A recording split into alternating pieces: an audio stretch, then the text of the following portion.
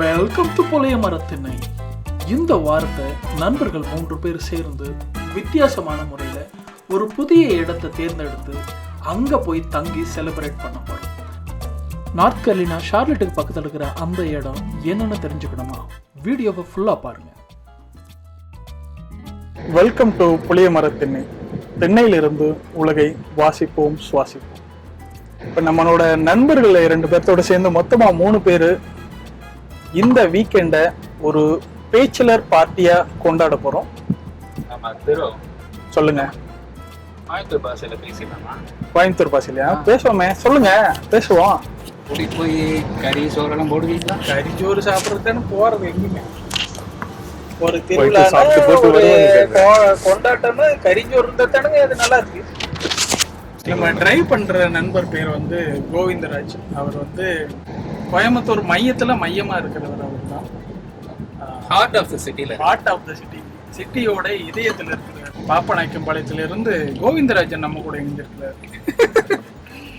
அடுத்தது நம்ம கூட மணிமாறன், நாகர்கோயில இருந்து மணிமாறன் இணைந்திருக்கிறார் நம்ம கூட. ஷார்லட் மணிமாறனா மாறி ரொம்ப 10 வருஷம் ஆச்சு. 10 வருஷம் ஆச்சு. மணிமாறன் எப்பவுமே நாகர்கோவில் மணிமாறன் தான், மாறவே மாட்டான். அவனை மாத்தவே முடியாது. எல்லாருமே அப்படித்தானே. இப்ப நம்ம எங்க இருந்தாலுமே ஒரு நாள்ல 8 மணி நேரம் முடிச்சுட்டு இருக்கோம், 10 மணி நேரம் முடிச்சுட்டு இருக்கிறேன்னா ஊர் பத்தி எவ்வளவு நேரம் யோசிக்கும்? எது கிடைக்காதோ அதை யோசிச்சுட்டு இருப்போம்.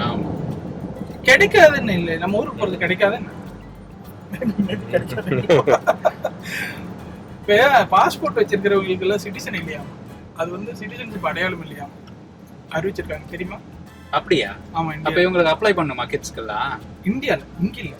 அங்கயா? சரி சரி. இந்தியன் பாஸ்போர்ட் வச்சிருந்தாலும் அது வந்து சிட்டிசன்ஷிப் டாக்குமெண்டா எடுத்துக்க மாட்டாங்க. அதான் இப்போ ரீசெண்டா ஒரு நியூஸ் என்னன்னா, ஒரு பார்ட்டி கலெக்டர் ஆஃபீஸ்ல இங்க இருந்து போயிருக்குது, அமெரிக்க சிட்டிசன். அது அங்க போய் ஒரு கலெக்டர் ஆஃபீஸ்ல நான் இங்கதான் சாகணும், 95 வயசு ஆச்சாங்க, இதுதான் என் ஊர், இங்கதான் சாகணும், இங்கதான் எனக்கு புதைக்கணும், எனக்கு வந்து இந்தியன் சிட்டிசன்ஷிப் கொடுங்க அப்படின்னு கலெக்டர் ஆஃபீஸ்ல மனு கொடுக்கறத போட்டோ. எதுக்கு போய் கேட்கணும்? அதுக்கு நம்ம ஊர்ல வந்து வாழணும்னு போறதுல ஒரு அர்த்தம் இருக்குது, சாகணும்னு போறதுல என்ன அர்த்தம் இருக்குது? இல்ல மணி, அது தெரியல எனக்கு. அந்த மாதிரிதான் ஃபீலிங். செத்தா நம்மள அங்கதான் புதைக்கணும், அங்கதான் போய் சாகணும், அல்லது அங்கதான் புதைக்கணும் அப்படின்னு. நீங்க அங்க போய் வாழணும், அங்க போய் சாகணும்னா ஓகே, விடுங்க, அதோட விடுங்க. அது எதுக்கு பேசிட்டு அப்படின்னா நீங்க இங்கே இருக்கலாம். நீங்க இல்ல, இங்கே இருக்கலாம், செத்த பிறகு அங்க கொண்டு போய் அடக்கம் பண்ணிக்கலாம். இல்ல அது என்னன்னா ஒரு ஆசைன்னு சொல்றேன். ஆசைன்னா வாழணும், சாகுறது நீங்க சொல்றது நல்ல பாயிண்ட் தான். ஏன்னா வாழ்றதுக்கு அமெரிக்கா போயிருக்கீங்க, சாகருக்கு இந்தியா போறீங்களா? ஆமா ஆமா. அதுல ஒரு சென்டிமெண்ட் எல்லாம் ஒண்ணுமே இல்ல. அது என்ன சுடுகாடா? இந்தியா என்ன சுடுகாடா? எல்லாமே நியூஸ் தான். அமெரிக்கால தும்முனால நியூஸ். நம்ம 3 பேர் மட்டும் போறது இதுதான் ஃபர்ஸ்ட் டைம் இல்ல? ஆமா, நான் அடிக்கடி நடக்கணும். ஒரு பிள்ளையார் சொல்லி போட்டாச்சு. அப்ப ஆர்கூட்ல என்னாச்சு? ஆர்கூட்ல நம்ம போட்டோ என்ன? ஆர்கூட்னா என்ன தெரியுமா? கூகுளோட தானே social media. Yahoo chat use பண்ணுங்க. எம்எஸ்என் தானா? எம்எஸ்என் இல்ல. ஆமா, நம்ம ஊர்ல வந்து யாஹூ சாட், எம்எஸ்என் மெசேஞ்சர், அப்புறம் ஹாட்மெயில் வந்து ரேடியோ. ஹாட்மெயில்ல நீங்க சாட் பண்ண முடியாது, அதுக்கு தான் எம்எஸ்என் மெசேஞ்சர். யாஹூ தான் பயங்கர ஃபேமஸ். எம்எஸ்என் இப்பவும் இருக்குல்ல? எம்எஸ்என் இருக்கு, மைக்ரோசாஃப்ட் தானே அது. மெசேஞ்சர்ல அதான் ஸ்கைப்பா மாறிச்சு, டீம்ஸ் வந்துருச்சு. வாட்ஸ்அப் தானே இப்ப எல்லாரும் யூஸ் பண்றாங்க. கூகுளே வந்து அவங்ககிட்ட போய் கேட்டானே வாங்கிச்சோம். சரி இப்படின்னா அந்த அவன் வாங்க மாட்டேன்ட்டான். அவன் அப்ப கூகுளோட பெரிய ஆளு. ஆமா, எனக்கு தெரிஞ்சு கூகுளே வந்து ஏன் வந்து ஆர்கூட்டை சன்செட் பண்ணான்னு ஸ்ட்ராட்டஜி எல்லாம். அவன் வந்து நிறைய ப்ராடக்ட் வந்து ஃபெயிலியர், நிறைய எக்ஸ்பெரிமெண்ட் பண்ணிட்டே இருப்பான். இல்ல அது ஃபெயிலே ஆகலங்கிறேன். இப்போ இன்ஸ்டாகிராம் அதே தாங்க. சொன்ன மாதிரி நீங்க மொபைல் ஃபோன் இல்ல அந்த டைம்ல, ஆர்கூட் இருந்த டைம்ல மொபைல் ஃபோன் இல்ல, ஸ்மார்ட் ஃபோன். ஸ்மார்ட் ஃபோன் இருந்துருந்துச்சுன்னா அவனோட இது வேற மாதிரி. சேம் நீங்க இப்ப என்ன பண்றீங்களோ அதே தானே அப்லோட் பண்ணுவோம் போட்டோவை. எழுத டெக்ஸ்ட் கூட அதிகமா போட மாட்டேன்னு நினைக்கிறேன். எனக்கு தெரிஞ்சு இன்ஸ்டாகிராம் தான் வந்து இப்போ வந்து டாப் சோசியல் மீடியா. காரணம் தான் ஃபோட்டோஸ், ஷார்ட்ஸ் அதில் என்ன சொல்லுவாங்க, ரீல்ஸ். அது மோஸ்ட்லி ஜென்சிங்க. அந்த கூட்டம் தானே பெருசு. அது இன்னும் அடிக்ஷன். பார்த்துட்டே இருப்பாங்க, ஸ்வைப் பண்ணி. அது தெரியல, யார் பார்த்தாலும் அந்த இது வந்து அந்த அடிக்ஷன் வந்துடும். வந்துருது. ஏன்னா ஷார்டஸ்ட் பீரியட்ல ரெண்டு விஷயம், ஒண்ணு பிடிச்சாலும் நீங்க அவ்வளவு டைம் தான் ஸ்பெண்ட் பண்ணணும், பிடிக்கலனாலும் நீங்க ஸ்வைப் பண்ணுவீங்க. அது ஒரு சைக்காலஜியா மாதிரி. ஸ்வைப்ங்கிறது வந்து நீங்க தேடுறீங்கன்னு அர்த்தம். பிடிக்கலங்கும் போது அப்போ ஸ்வைப் பண்றீங்கல்ல, அதுதான் வந்து அடுத்ததுக்கு கொண்டு போறது. அப்ப எது இதுல அதிக டைம் ஸ்பெண்ட் பண்றீங்களோ அது உங்களுக்கு பிடிச்சா அந்த அல்காரிதம் அதுவே நினைச்சு ஒரு 10 செகண்ட் பாத்தீங்கன்னா இது இந்த இது பிடிக்கும், அப்புறம் அடுத்த ஃபீல்டை கொடுத்து டெஸ்ட் பண்ண முடியும். அதையும் பார்க்குறீங்களா அப்படின்னு, அதையும் பார்த்தீங்கன்னா இந்த ஆள் இந்த மாதிரி அப்படின்னு சொல்லிட்டு அண்ணன் வர ஃபீல்டெல்லாம் அதே மாதிரி. பட் அதுவும் மாறிடுன்னு நினைக்கிறேன். ஏன்னா நம்ம புதுசாக இருக்கும்போது எல்லாமே அப்படிதான் இருக்கும். ஒவ்வொரு பீரியட்ல எல்லாம் மாறும். ஸ்னாப் சாட் அப்படிதான் சொல்லிட்டு இருந்தாங்க, அது கம்மி ஆயிட்டு இருக்கும். யூடியூபு, ஃபேஸ்புக்கும் அப்படி தானே சொல்லிட்டு இருக்காங்க. புதுசாக ஒரு இது வந்தோம்னா அப்படி மாறிடுச்சு.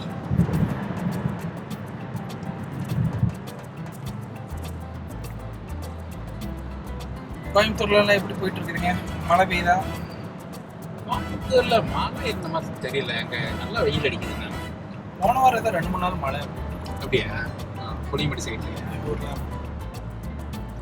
கோயம்புத்தூர்ல அந்த ஃபர்ஸ்ட் அந்த தியேட்டர், அந்த அவரை பற்றி படிச்சிருப்பீங்க, இந்த டிலைட் தியேட்டர்னு. அவர் வந்து என்னன்னா இந்த வந்த புதுசில் வந்து அந்த பக்கத்து ஊர்ல எல்லாம் போய் சினிமா காட்ட பயங்கர ஆர்வமா இருந்திருக்காரு. அவர் வந்து அந்த இது மாதிரி அந்த என்ன சொல்லுவாங்க, அந்த இது எடுத்து போய் வச்சு அப்படியே பக்கத்துல வச்சு பாக்குறது இருக்கு இல்லையா, படத்தை ஓட்டி காட்டுவார். அப்படியே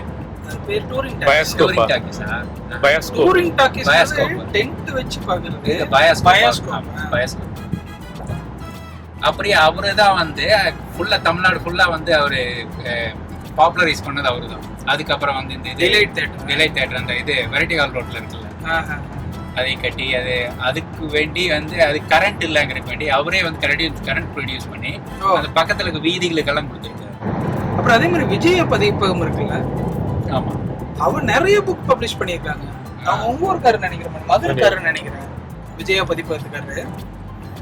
அவரு கடை வந்து இங்க இருக்குல்ல, 5 முக்கு பக்கத்துல அப்படியே மணிக்கூண்டு இருக்குல்ல, மணிக்கூண்டுக்கு லெஃப்ட் சைட்ல தான் அந்த விஜய பதிப்பகம். அவர் எப்படின்னா சாதாரண ஃபேமிலி தான் அவங்க. அவர் வந்து புக்கு தேடி படிக்கிற ஆள். ஒரு டைமு கோயம்புத்தூருக்கு வந்திருக்காரு, அதாவது மைக்ரேட் ஆகி வந்திருக்காங்க, வேலை தேடி வந்து ஒரு மளிகை கடையில் வேலை செஞ்சுட்டு. அப்புறம் வந்து அவரோட இதே வந்து புக்கு பிரிண்ட் பண்ணுங்கிறது அவரோட ஆசை, பதிப்பகமாக மாறினது. அப்புறம் அந்த மளிகை கடையில் வேலை செஞ்சுட்டு பப்ளிஷ் பண்ணியிருக்காரு. அப்புறம் தனியாக பப்ளிஷர் ஆகி கடை வச்சு இப்போ இது பண்ணிட்டு இருக்காரு. அந்த காலத்தில் பார்த்தீங்கன்னா நிறைய புக்ஸ் வந்து விஜய பதிப்பகம் தான். உங்கள் ஊரை பற்றி சொல்லுங்க மணி. அசோகர் எந்த வருஷம் அசோகர் மரம் நட்டார். ஊர்ல மட்டும் இல்லை, எல்லா ஊர்லயும் அசோகர் மரம் நட்டார். சாலையின் இருமரங்களும் அசோகர் மரங்கள் நட்டினார். மணி இதை சொல்லுங்க மணி. நாகர்கோயில மட்டும் நட்டினாரு. சின்னப்பதாஸ் அந்த கேரக்டரே வந்து என்ன பத்தி எடுத்தாங்க. அது படம் என்ன படம்? பாரதி ராஜாவோட படம், அருமையான படம். பாரதி ராஜாவை பத்தி இப்போ சூப்பரா ஒரு கதையெல்லாம் கேட்டுட்டு இருந்தாங்க, இறந்து போயிட்டாரு. முதல் மரியாதை படம் தான் எனக்கு மறுபடியும் திருப்பி நான் பார்த்துட்டு கடைசியா பார்த்து நம்ம தான் பார்த்தேன்னு நினைக்கிறேன். அதுக்கப்புறம் நான் ஒரு வாரத்துக்கு முன்னாடி பார்த்தேன். இப்ப பார்த்தாலும் சலிக்க மாட்டேங்குது அந்த படம். அது பயங்கரங்க. அவரு எப்படின்னா நீங்க படம் பார்த்தீங்கன்னா அது ஏதோ அந்த படத்துக்குள்ள நீங்க இருக்கிற மாதிரி ஒரு ஃபீல், கிராமம். அதுதான் அவரோட சினிமாட்டோகிராஃபி, அவரோட இதே வந்து தனித்துவமே அதுதானே. அந்த கேரக்டராகவே அவரு வாழ்வார். நீங்க அவரு ஒவ்வொரு கேரக்டருக்கு அவரே வந்து நடிச்சு காட்டுவாரு. அது வந்து அவ்வளவு அழகா லேடிஸ் மாதிரியே பண்றதுல அவ்வளவு அழகா பண்ணுவாரு. பாக்யராஜ்ல அவரோட சிஷியன். ஆமா, பாக்யராஜ், பார்த்திபன் வந்து அவருடைய பார்த்திபன் வந்து பாக்யராஜ். அப்போ இவர் மணிவண்ணன் வந்து பாரதிராஜன். மணிவண்ணன் வந்து பாரதிராஜன். சுந்தர் சி நம்ம சுந்தர்ராஜன் கோயம்புத்தூர்காரு. அவங்கள பாக்யராஜுக்கு அப்புறம் வந்தவங்க. இல்ல பாக்யராஜுமே சுந்தர்ராஜும் ஒரே மாதிரி தான் வந்திருக்காங்க ஊருக்கு, இங்கே கோயம்புத்தூர். 2 பேரும் சேர்ந்து தான் நிறைய டைம் ஒர்க் பண்ணிக்கிறாங்க. ரீசெண்டாக சொன்ன பேட்டியில் சுந்தர்ராஜ் என்ன சொல்லியிருக்காங்கன்னா, அவருக்கு ஒரு வாய்ப்பு கிடைச்சது, நம்ம டைரக்டர் வாய்ப்பு. அதை வந்து பாக்யராஜ் பண்ணி, பாக்யராஜ் வளர்ந்தா தன்னையும் கூட்டிட்டு வருவான் அப்படின்னு நினைச்சாராமா சுந்தர்ராஜ். ஆனால் அதுக்கப்புறம் அவர் தட்டி விட்டார் பாக்யராஜ். அவர் சுந்தர்ராஜ் வந்து ஒரு வீடு எங்கேன்னாங்க, இந்த பழையூர்னு சொல்லுவாங்க.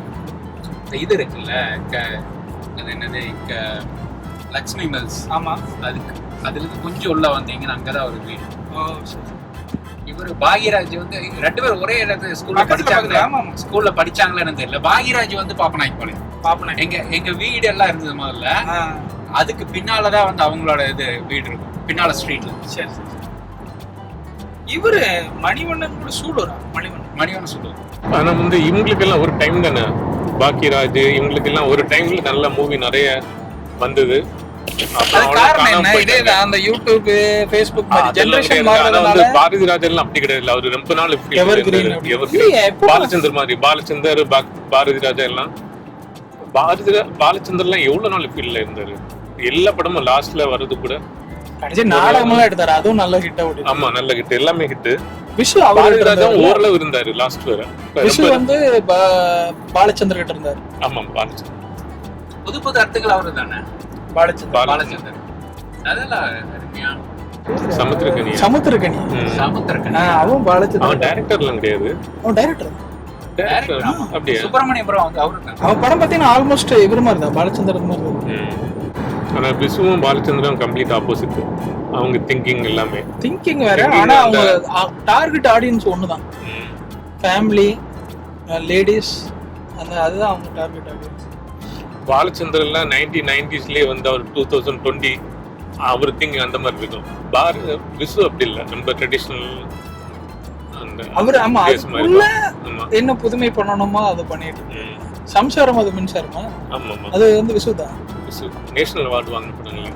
விசுலாம் அதிகமா படத்துல வந்து கேரக்டர்ஸ் நிறைய வச்சுக்குவாரு, செலவு பண்ண மாட்டாரு. ஒரு வீட்டுக்குள்ளேயே வச்சு முடிச்சுக்குவாரு. ஃபேமிலி கூட நடக்கிற பிரச்சனைகள் அப்படி அதனாலதான் நான் எல்லாரும் பார்த்தாங்கன்னு நினைக்கிறேன். அவங்க கூட ரிலேட் பண்ண முடிஞ்ச மாதிரி, நம்ம ஃபேமிலியில் இந்த மாதிரி பிரச்சனை இருக்கு, நம்ம பேச முடியாதது அந்த படம் பேசுது அப்படின்னு. சினிமாவும் ஒரு பெரிய ப்ராஜெக்ட் மாதிரி தான் இல்லைங்களா? சாஃப்ட்வேர் நீங்கள் ஒரு ப்ராடக்ட் செய்கிற மாதிரி தான். அதுக்கும் வந்து க்ரியேட்டிவிட்டி, ஒரு டீமு 2 வருஷம் 3 வருஷம் வேலை செஞ்சு ஒரு ப்ராடக்ட் மாதிரி தான் ரிலீஸ் பண்ணுறாங்க. அதுவும் சக்ஸஸ் ஆச்சுன்னா உண்டு, இல்லைன்னா இல்லை. ஆனால் என்ன, பணம் வந்து ஆல்ரெடி யாரோ ஒருத்தர் இன்வெஸ்ட் பண்ணுறாங்க. இதில் நம்ம போய்ட்டு புதுசாக ஒரு என்ன சொல்கிறேன், ஸ்டார்ட் அப் பண்ணுற மாதிரி போய்ட்டு உங்கள் ஐடியாவை சொல்லிட்டு எல்லாம் எக்ஸ்பெரிமெண்ட் பண்ணுறது. அது கான்செப்ட் தான். அந்த கான்செப்ட் அவங்க பண்ணியிருக்கோம். அவ்வளோ கான்ஃபிடென்ட்டாக போய் கதை சொல்லணும்ல. இப்போ எனக்கு ஒரு சாஃப்ட்வேர் செய்யறதுக்கு ஐடியா இருந்தாலும் நம்ம இப்போ போய் செய்வோமான்னு கேட்டால் செய்ய மாட்டோம். நம்மளுக்கு அந்த ஸ்கில் இல்லைங்கிற மாதிரி தான். ஆமாம்மா, அது ஒரு டேலண்ட்டு தானே. அது நீங்கள் வந்து ஒன்றே போய் அதை தனியாக படிக்கணும், படித்து வந்து மெருகேற்றிக்கணும். அப்படியே சிலருக்கெல்லாம் வந்து நேச்சரில் இப்போ வந்து பாரதிராஜாவில் எங்கே போய் படித்தேன் இல்லை. அதான் நம்ம வந்து இப்போ இண்டஸ்ட்ரியில் இவ்வளோ நாள் ஒர்க் பண்ணுறோம். ஆனால் நம்மளால அந்த ஒரு பெரிய இனிஷியேட்டிவ் எடுத்து ஒரு ஸ்டார்ட் அப் மாதிரி ஒன்று பண்ணுறதுக்கு யோசிக்கிறோம். ஆனால் அவங்க சேரும் போதே ஒரு அசிஸ்டன்ட் டைரக்டர் அந்த மாதிரி ஜாயின் பண்ணிட்டு அப்புறம் ஸ்டார்ட் பண்ணுறாங்களே ஒரு படம். நம்ம ஊரில் இன்வெஸ்டர் யாருன்னா படம் எடுக்கிறவங்க தான் இன்வெஸ்டர்ஸ். நிறைய பேர் தான் அந்த மாதிரி சக்ஸஸ் மட்டும் தானே பார்க்குறோம், அவங்களோட வழியெல்லாம் நம்மளுக்கு தெரியாது. நிறைய பேர் பார்த்தீங்கன்னா 10-15 வருஷம் அதுலேயே இருந்து எல்லாம் கற்றுக்கிட்டு ரொம்ப கஷ்டப்பட்டு தான் மேலே வந்திருப்பாங்க. ஸ்டார்ட் அப்லேயும் அதே மாதிரி தானே. நீங்கள் போகலாம், ஐடியா இது பண்ணலாம், எல்லா ஐடியாவுமே ஜெயிக்கிறது இல்லை. பட் ஆனால் மறுபடியும் திரும்பி திரும்பி அவங்க முயற்சி செய்கிறாங்க. ஆமாம், நீங்கள் இதே எடுத்துக்கோங்க, ஸ்பேஸ் எக்ஸை எடுத்துக்கோங்க. ஒரு டைமில் வந்து பேங்க்ரப்ட் ஆகிற நிலைமையில் இருந்தது. டெஸ்லாவே அப்படிதான் இருந்துச்சு. இல்லை, அது லாஸ்ட் மினிட் வந்து அந்த ஒரு ஆக்சுவலாக அந்த இது லான்ச் மட்டும் ஃபெயில் ஆயிருந்ததுன்னா இப்போ ஸ்பேஸ் எக்ஸ் கிடையாது. அந்த லான்ச் சக்ஸஸ் ஆச்சு, அதுக்கப்புறம் வந்து அவருக்கு ஃபண்டிங் வந்தது, அதுக்கப்புறம் தான் அது எல்லாமே பிக்கப் ஆச்சு. ஏமணி நம்ம 3 பேரும் தான் வந்து டெஸ்லாவே வாங்கல. டெஸ்லா வாங்க கூடாதுன்னு இருக்கிறாங்க. நம்ம 3 பேர் தான் டெஸ்லாவே வாங்கக்கூடாது. அதுக்கு மல்டிபிள் ரீசன். ஒன்று வந்து நீங்க டெஸ்லா வாங்குறவங்கள என்ன சொல்றாங்கன்னா கிரீன் அப்படின்னு சொல்றாங்க. எப்படி கிரீன் அதுன்னு எனக்கு ஒன்றும் where is the electricity comes from. வீட்டில் நீங்க சார்ஜ் பண்ணாலும் அந்த எலக்ட்ரிசிட்டி சம்வேர் ஏதோ நியூக்ளியர் பவரா இருக்கணும், இல்லைன்னா ஆமா, இல்லைன்னா எங்கேயோ ஒரு கோலை பர்ன் பண்ணி தான் வருது. அது எப்படி கிரீன் எடுக்கும்? இன்னொன்னு அது என்ன இன்ஜினியரிங் இருக்காது. இன்ஜினியரிங்ல ஒண்ணும் இல்ல, ஜஸ்ட் மோட்டார் அவ்வளவுதானே. அது சி நான் எலக்ட்ரானிக்ஸ் தான், எல்லாமே எலக்ட்ரானிக்ஸ் கண்ட்ரோல் அதெல்லாம். பட் இந்த engineering beauty combustion engine, gear system, அப்புறம் அந்த டிரைவ் சிஸ்டம், இதுதான் எனக்கு பார்க்கறதுக்கு ஒரு ஆச்சரியமா இருக்கு. இதோ அந்த இடத்துக்கு நாம இப்ப வந்தாச்சு. இது பைலட் மவுண்டைன் ஸ்டேட் பார்க்குக்கு பக்கத்துல இருக்கிற ஒரு புதிய ரிசார்ட். இந்த ரிசார்ட்ல டோம் வடிவில் அமைக்கப்பட்ட தனி வீடுகளை தான் நாம தேர்ந்தெடுத்து தங்க இருக்கிறோம்.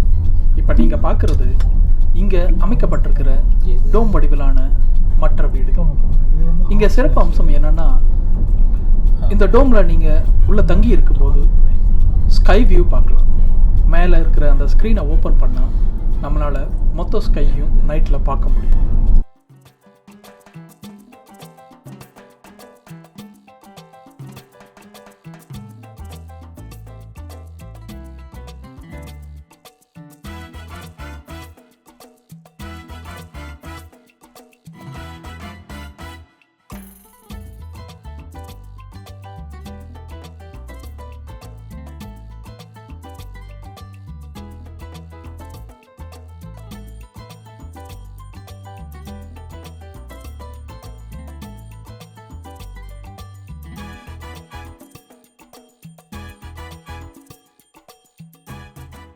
இதோ வந்தாச்சு நம்மளோட டோம்.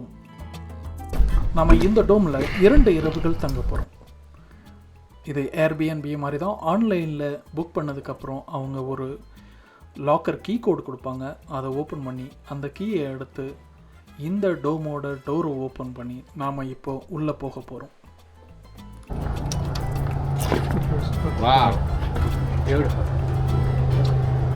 இப்போ நம்ம இந்த டோமுக்குள்ளே இருக்கிற வசதிகளை பார்ப்போம். இங்கே அழகான ஒரு டேபிள், இங்கே நம்ம அமர்ந்து டிஸ்கஸ் பண்ணலாம். கிச்சனில் சமைக்கிறதுக்கான ஏற்பாடுகளையும் செய்யலாம். நடுவில் ஒரு ஐலண்ட் மாதிரி இருக்குது. அந்த ஐலண்ட் மேலே நமக்கு ஒரு பெட்டு வச்சு குழந்தைகளோ அல்லது பெரியவங்களோ படுத்துட்டு ஸ்கை கேஸ் பண்ணலாம். இந்த பக்கம் ஒரு லிவிங் ரூம் மாதிரியான ஸ்பேஸ் இருக்குது. இங்கே டிவி, சோஃபாவெல்லாம் வச்சுருக்காங்க. சரி, அப்படியே நடந்து அந்த பக்கம் போவோம். அங்கே என்ன இருக்குன்னு பார்ப்போம். இந்த இடத்துல ஃப்ரீ ஸ்பேஸ் மற்றும் இந்த ஐலண்ட் மேலே ஏறதுக்கான ஏணி இருக்குது. இந்த வீட்டுக்கு தேவையான கழிவறை இந்த இடத்துல இருக்குது. இந்த பக்கம் மாஸ்டர் பெட்ரூம் மாதிரி ஒரு பெரிய பெட் இருக்குது. இதில் தாராளமாக 2 பேர் படுக்கலாம். இந்த ஸ்க்ரீன் வந்து நம்ம ஓப்பன் பண்ணிக்கலாம். அப்போ வந்து நம்ம உள்ளே இருந்தே வெளியில் இருக்கிற அந்த இயற்கையை ரசிக்க முடியும். இந்த இடத்த பற்றி உங்களோட கருத்து என்னன்னு வீடியோக்கு கீழே கமெண்ட் பண்ணுங்கள்.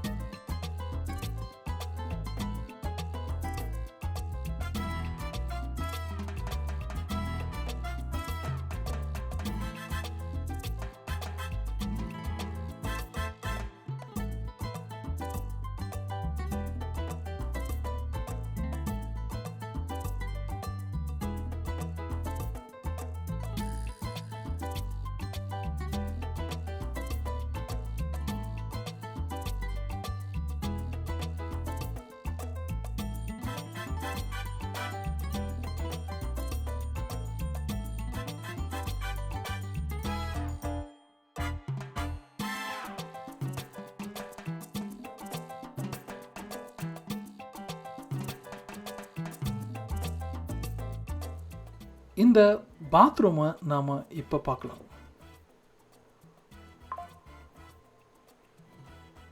இதுக்குள்ள ஒரு ஷவர் இருக்குது. இருக்கிற ஸ்பேஸில் காம்பேக்டாக அவங்க நமக்கு மிரர் மற்றும் வாஷ் டப்பு, டாய்லெட் எல்லாம் அமைச்சிருக்காங்க. நார்மலாக நம்ம கேம்ப் கிரவுண்டில் போய் ஸ்டே பண்ணும்போது இந்த அளவுக்கு வசதி இருக்காது. இது ஃபேமிலியோடு வந்து தங்கி நம்ம கேம்பிங் எக்ஸ்பீரியன்ஸை சூப்பராக கொண்டாடணுன்னா இந்த பிளேஸ் நிச்சயமாக நான் ரெக்கமெண்ட் பண்ணுவேன்.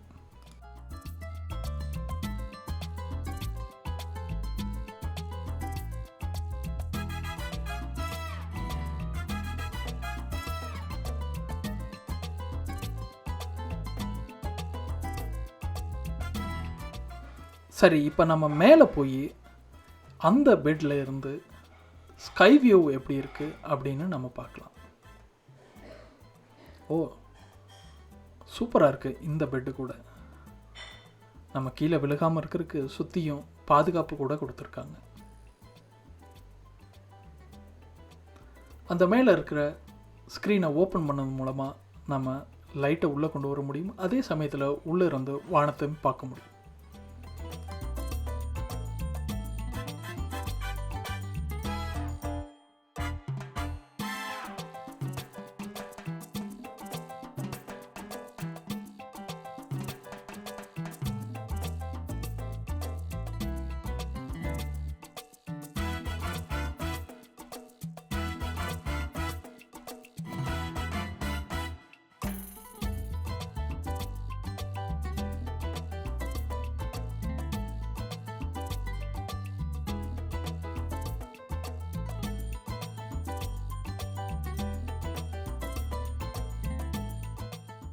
இது இந்த டோமுக்கு வெளியே இருக்கிற பேட்டியோ கிரில். இங்கே தான் நாமளும் சமைக்க போகிறோம். கூலாக சமைச்சிட்டு அப்படியே வெளியே உட்காந்து இந்த இயற்கையை நம்மளால் ரசிக்க முடியும். இங்கே இருந்தே நாம் இந்த பைலட் மவுண்டனை கூட பார்க்க முடியுங்கிறது இன்னொரு சிறப்பு.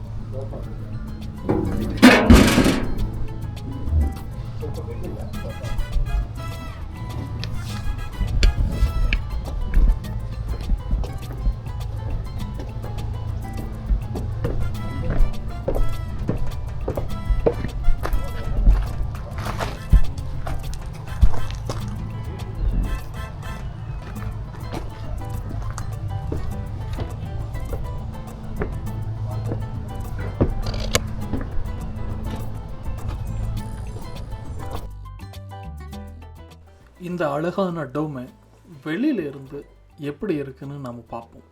ஒரு பருந்து பார்வையாக பறந்து பார்ப்போம்.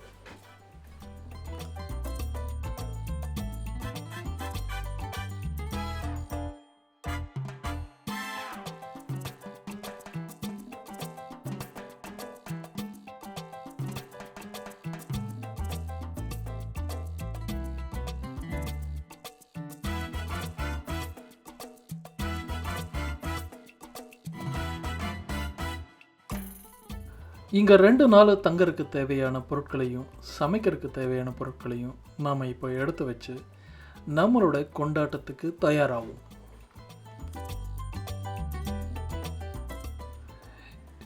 இன்று இரவுக்கு தேவையான உணவை சமைக்கிறதுக்கான பணியில் நாங்கள் எல்லாம் ஈடுபட்டோம்.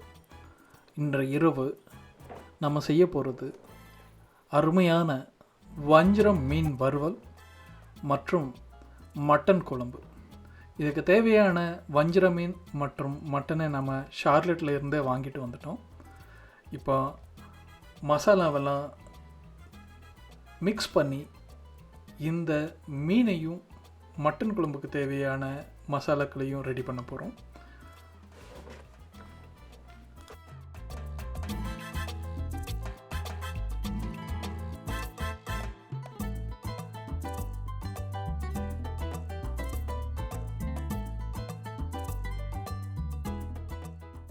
நாளைக்கு சமைக்கிறதுக்காக நாங்கள் சிக்கனுக்கு இன்றைக்கே மேரினேட் பண்ணி அதை நாங்கள் ஃப்ரிட்ஜில் வைக்க போகிறோம். அதுதான் கோவிந்த் இப்போ சிக்கனுக்கான மேரினேஷனை பண்ணிகிட்ருக்காரு.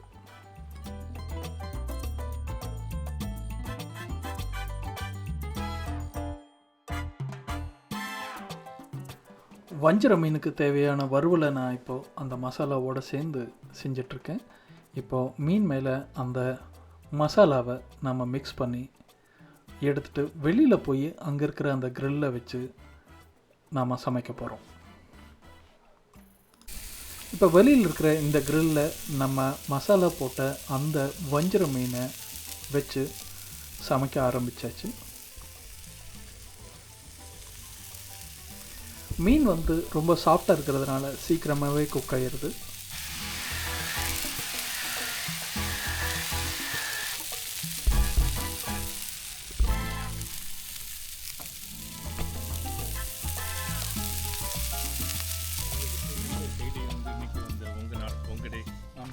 சமைச்ச இந்த மீன் வறுவலை இப்போ நாம் சாப்பிட போகிறோம். டேஸ்ட்டு சூப்பராக இருக்குது.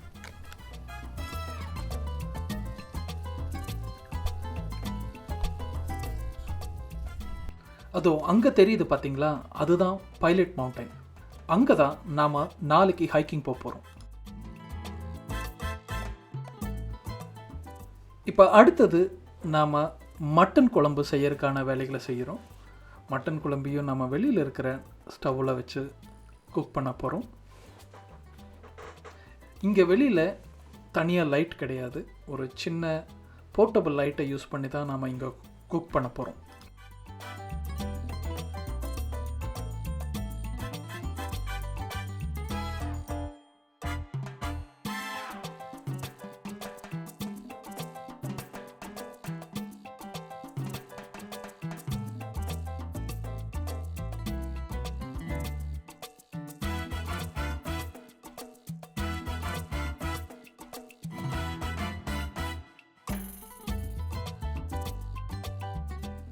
இப்போது மட்டன் குழம்பு ரெடி ஆயிடுச்சு. அதை உள்ளே வச்சு நாம் சாப்பிடுவோம். அதற்கு முன்னாடி மணிமாறன் சாப்பாடு செஞ்சிட்டு இருந்தார். அந்த சாப்பாடு எப்படி வந்திருக்குதுன்னு இப்போ பார்க்குறோம். இது இண்டக்ஷன் ஸ்டவ்வில் செஞ்ச சாப்பாடு நல்லா தான் வந்திருக்கு.